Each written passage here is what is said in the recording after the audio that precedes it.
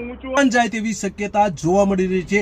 આ નુકસાનમાં કોણ કોણ નેતાઓ સામેલ છે, કયા કયા કર્મચારીઓ સામેલ છે તે વિશે નવીન મહેતાએ જે આક્ષેપો કર્યા છે જેની આજે વાત કરવી। નમસ્કાર, ક્રાઇમ આવાજ ન્યૂઝમાં તમારું સ્વાગત છે અને હું છું તમારી સાથે તમારો નાનજી ઠાકોર।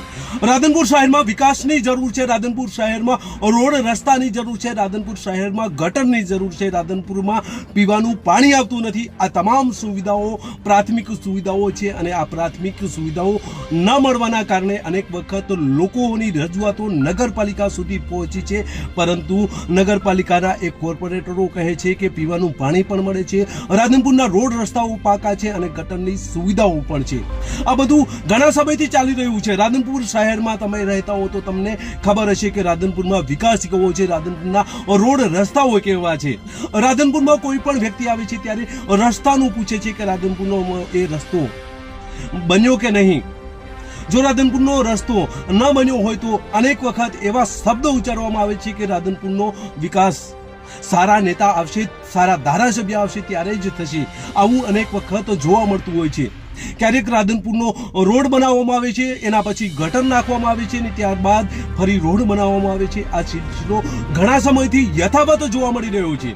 તાજેતરમાં નગરપાલિકામાં આવેલા ચીફ ઓફિસર અગાઉ ભ્રષ્ટાચારમાં તેમને સસ્પેન્ડ કરવામાં આવ્યા હતા અને ત્યારબાદ ફરી રાધનપુરમાં મૂકવામાં આવ્યા છે। ત્યારે તાજેતરમાં ટેન્ડરોમાં ગેરરીતિઓ થયા હોવાના આક્ષેપો જોવા મળી રહ્યા હતા। ત્યારે આ બાબતે ક્રાઇમ આવાજ ન્યૂઝના માધ્યમથી જે નગરપાલિકા પ્રમુખ છે, ઉપપ્રમુખ છે અને કેટલાક કોર્પોરેટરો અને એન્જિનિયરને સવાલો કર્યા હતા। ત્યારે આ ગેરરીતિ, આ ટેન્ડરમાં જે ગેરરીતિઓ થવાની હતી તે બાબતે કોઈ બોલવા તૈયાર ન હતા અને પ્રજાને ખબર પડી હતી કે રાધનપુરમાં કેવા પ્રકારની ગેરરીતિ ચાલી રહી છે, કેવા પ્રકારનો ભ્રષ્ટાચાર ચાલી રહ્યો છે। અને આ મીડિયાના અહેવાલ બાદ નવીન મહેતા પણ મીડિયા સમક્ષ આવે છે અને તેમના દ્વારા પણ એક નિવેદન આપવામાં આવે છે અને ત્યારબાદ 6 મહિના પહેલા એક વર્ક ઓર્ડર નગરપાલિકામાં દબાવવામાં આવ્યો હતો। એ વર્ક ઓર્ડર તાજેતરમાં આપવામાં આવ્યો છે। ત્યારે આ બાબતે નવીનભાઈ મહેતાને આપણે સાંભળીશું, તેમણે શું કહ્યું, ત્યારબાદ વધુ ચર્ચા કરીએ।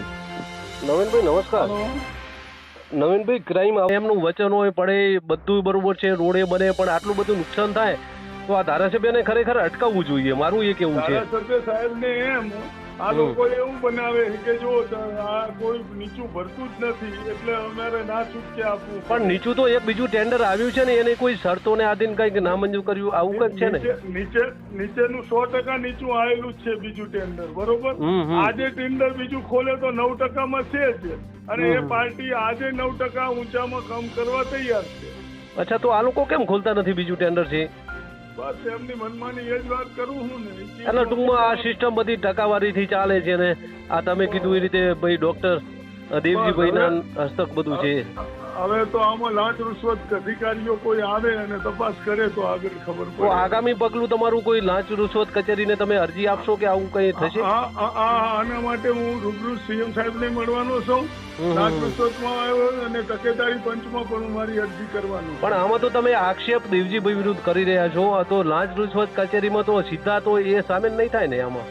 સામેલ થઈ શકે ને નાનજીભાઈ, જેના ઉપર જવાબદારી હોય, દાખલા તરીકે કોઈ જગ્યાએ આ બાબતે તેમને રજૂઆત કરી છે, પરંતુ ધારાસભ્યનું કહેવું છે કે તાત્કાલિક રોડો બનાવવામાં આવે તો એમને ઝડપી કામ થાય। સ્થાનિક એ ઉપપ્રમુખ અને પ્રમુખને પણ રજૂઆત કરવામાં આવી છે। ઉપપ્રમુખ દ્વારા લેખિતમાં ફરિયાદ પણ કરવામાં આવી છે ઉચ્ચ કક્ષાએ। સીધું આ ગાંધીનગરથી ટેન્ડર મંજૂર કરવામાં આવશે તો સરકારને 3 કરોડનું નુકસાન છે, લોકોના પ્રજાના એ ટેક્સના પૈસા જવાના છે। રાધનપુરની જનતાને અમારે કહેવું છે કે જો ઉચ્ચ કક્ષાએ આરસીમાં આ ટેન્ડર મૂકવામાં આવ્યું છે અને મંજૂર થાય તો તમને કબૂલ છે, કારણ કે આ તો તમારા ટેક્સના પૈસા છે, લોકોના ટેક્સના પૈસા છે, સરકારી નાણાં છે અને તેનો દુરુપયોગ થાય તો કેમ સહી લેવાય? જો તમે પણ અહીંના જાગૃત નાગરિક છો, તમે ફરિયાદ કરી શકો છો। આવું બન્યું છે અગાઉના વિડીયોમાં પણ।